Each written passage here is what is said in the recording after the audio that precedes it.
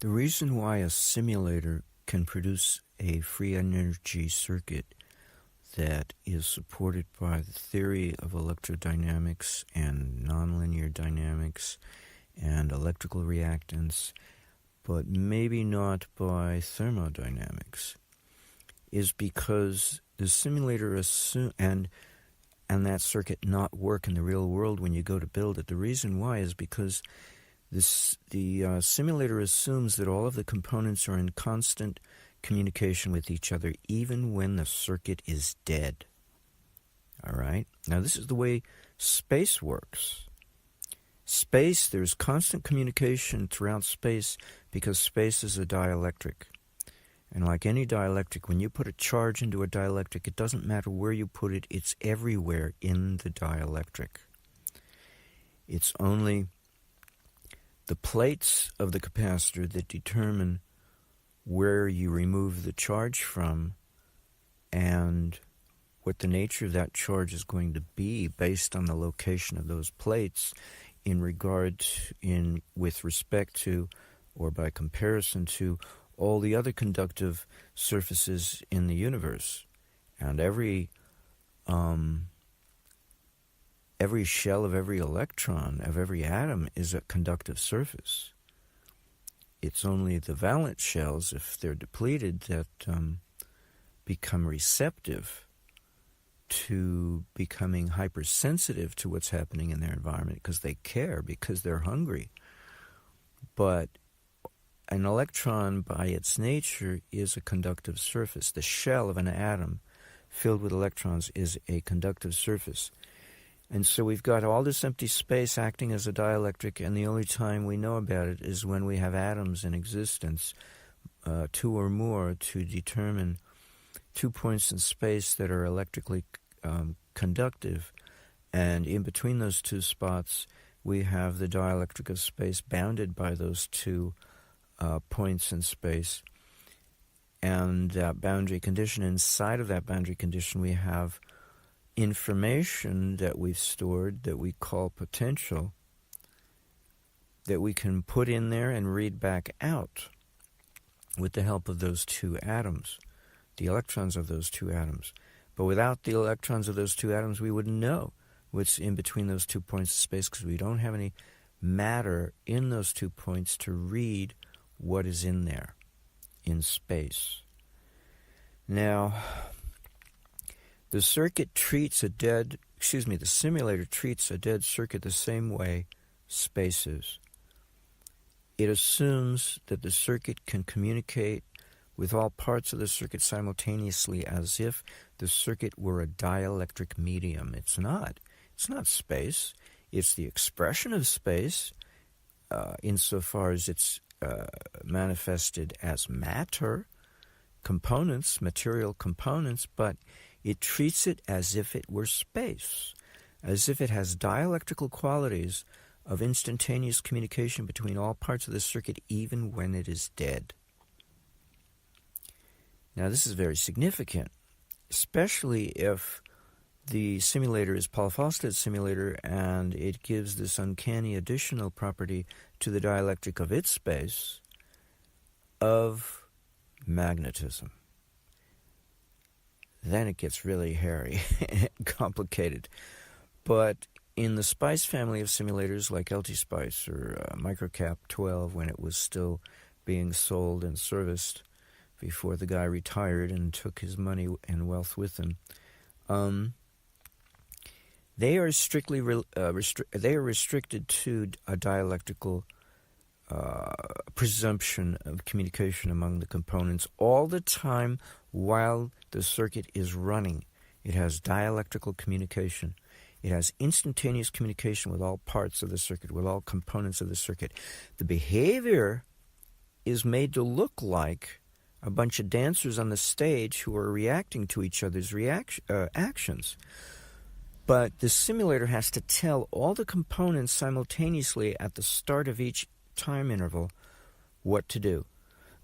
And that means the consequence of that is that there is the equivalency of dialectical communication among all the components, even though they are not in charge of themselves. The simulator is in charge. But to get the message to them instantaneously makes it look as if we assume the simulator's not there, which most of us don't, which is a big mistake, but when the simulator's not there, and so they're somehow communicating with each other in simultaneity of no time loss of communication. Well, yeah, because the simulator's telling them what to do. So we have to treat a theoretical simulation as if there is dialectical communication going on among all the components, instantaneous communication, or else we're not going to be able to understand how to make the darn thing work in the real world when it comes time to convert that simulation into a real world build. Now, I did experiments along these lines using microcap 12. I can't seem to do it in Paul Falstad's simulator because there's added complications making it all screwed up. But in Spice, it works like a charm, and this is what you do. Once you get your free energy simulation working the way you want it to work, so you got to get to that point first.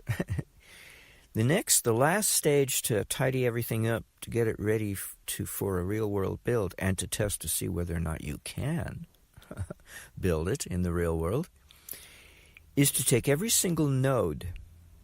That's a electrical engineer's term. It means an electrical junction. Every single node, and the Spice, the microcap 12 will tell you what all the nodes are and will number them for you because it numbered it for itself. You can turn that flag on and it'll say, oh, node number 1, number 2, all the nodes are numbered. So you number them all, you tell it to bring it up so you can see it, and then one by one, you connect each node to a capacitor, let's say 10 picofarads, pick a number. I don't know. You find out what works. Or you might pick a very large number. Maybe that's what works to retain the over-unity of your circuit, because that's ultimately what you're shooting for here. But we want to build it, so we want to see if it will work as a real-world build with this crutch in place. So we're putting in some crutches here. And so we're connecting a capacitor to every node, and then the side opposite the connection, the other side, we connect to a spark gap of some kind. It could be a neon bulb in the case of microcap 12. And then the other side of that spark gap goes to ground. And we do it one at a time, and then we run the circuit simulation to see that we haven't messed it up. Okay, so we got to do it one node at a time. It takes time. If the circuit is complicated and has a lot of nodes, it's obviously going to take a lot of time and a lot of work. Now, the other stipulation is that when we get to our second node and add our second capacitor, it has to be exactly the same value of parameters, whatever those parameters might be, particularly the capacitance parameter, but all of them have to be exactly the same as the first capacitor. If it doesn't work, then we got to change the parameters of the first capacitor. It has to work in both. And then what we do when we get to the second capacitor, we create a shared node that connects the far side, the outside face of each of those two capacitors to the spark gap. So the side of the spark gap opposite the ground is a shared node between the two capacitor conductive plates that are opposite the junction side that joins with each of two respective nodes of the circuit. That outside face of those two capacitors must be a shared node connecting them to a singular, the same spark gap or neon bulb, whatever it happens to be, which goes to a singular ground. So we have one ground, one spark gap, but many capacitors connected to that spark gap. And each of those capacitors go to its own respective node of the circuit. Once we've done all the nodes of the circuit and we make sure it still works as over unity, it's going to behave a little differently, obviously, because we've changed the circuit. But if we did everything right, and the circuit we were connecting, the over unity circuit that worked fine before we started to make it complicated in this manner, should still work, but it should get a boost. It should be minor by contrast to the behavior of the over unity circuit, but it will get a boost of efficiency, and you're going to have to readjust the parameters of your circuit to accommodate this new condition of improved efficiency. But it'll still work if you do everything right, if you're lucky, or just smart enough, or both, really.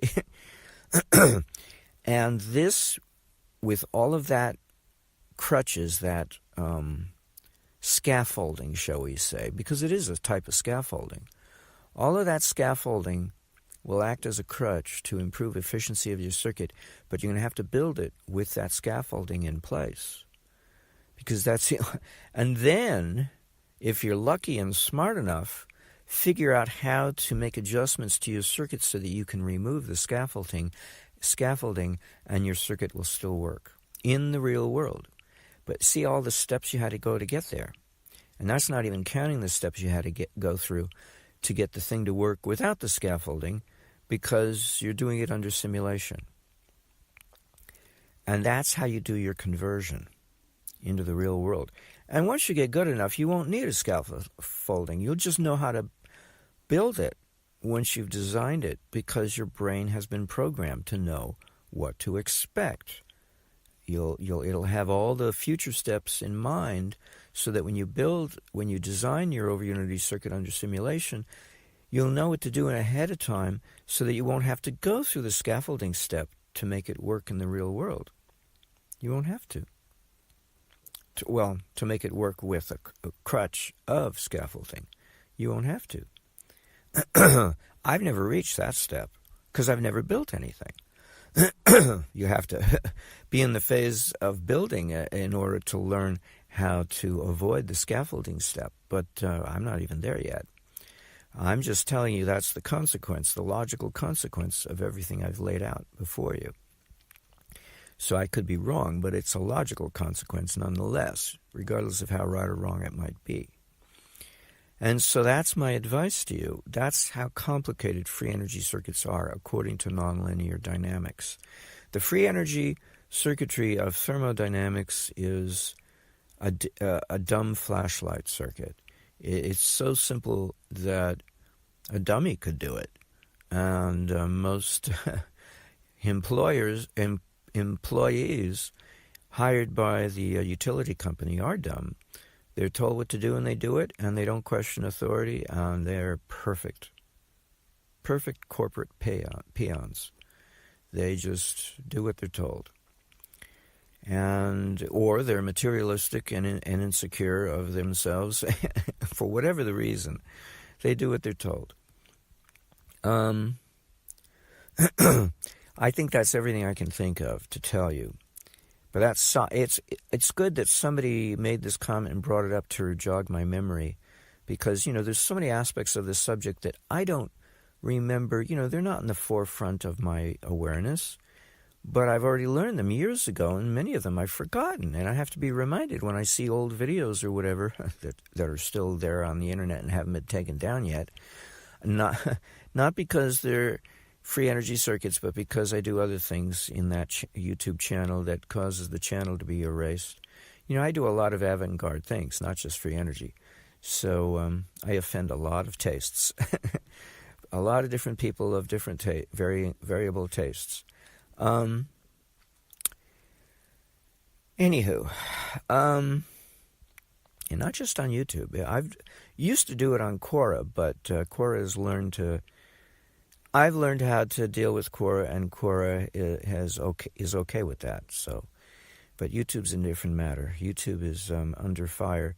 I think it's a special interest group. I don't think it's the powers that be. I think it's a private industry took offense that I am blazing or spreading how they do what they do. Now, they have it patented, and it's a secret what their whole protocol is for producing their product.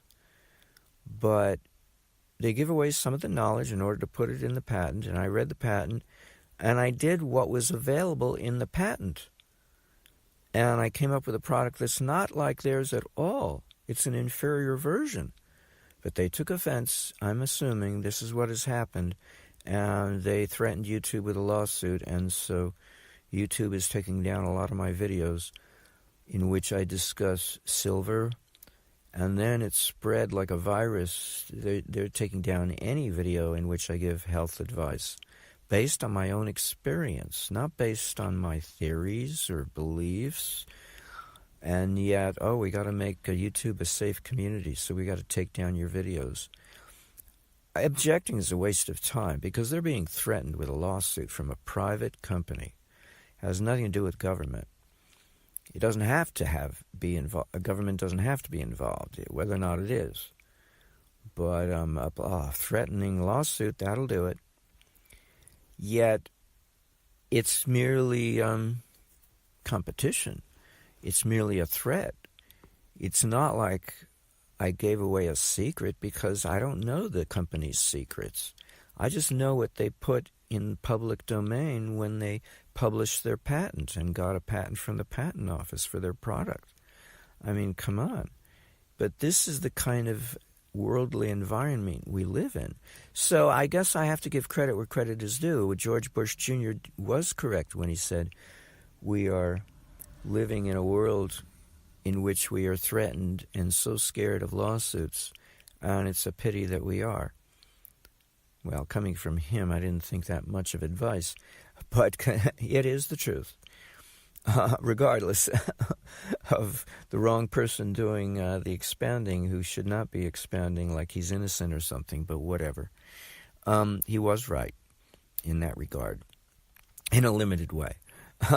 Limited way of respectability. In any case, so that's what's been happening on YouTube for me, but which never happened. I put those videos up in 2017, and now India has taken, apparently, my advice, because I was the only person extensively prognosticating silver hydroperoxide. But India is now manufacturing it, and because U.S. patents do not apply to India, it's really a national, it's a bounded condition in which YouTube is making war against my videos, because it has nothing to do with India or Indian videos. And I don't even know if there is an analog for YouTube in India in which my videos on silver would be safe, on silver hydroperoxide would be safe. I don't know. But that's what I'm going through with YouTube. But in any case, I'm a little off topic here. What's that thing called? Scaffolding. So that's the problem with free energy simulations, is that they are artificial because the simulator is propping up the circuit that we simulate with a scaffolding of its own nature, its own existence as a simulator. It's a consequence of the simulator running the circuit. The scaffolding is there, and there's no way you can remove it. It's there. Now, if you design a circuit like a flashlight circuit, then we know how to build it without the scaffolding, and it works just fine. But we don't know how to build a free energy circuit without the scaffolding presence of the simulator, and so it's not fine. We still have more skills to learn. And that's the procedure I'm laying out for you, to build those skills so that you can build circuits without a scaffolding. You can design a circuit without the need of a simulator to help you do it. But most of us need simulators, And then we don't know how to translate that simulation into the real world. And so now this is what this recording is all about, how to do the translation and eventually get out from under the scaffolding and work without simulators if we wish to. If we can, I mean, if the circuit is simple enough, in essence, before we start making it complicated with all kinds of tweaks and twiddles, flourishes, polishing the polish that we add to it. All right, enough said.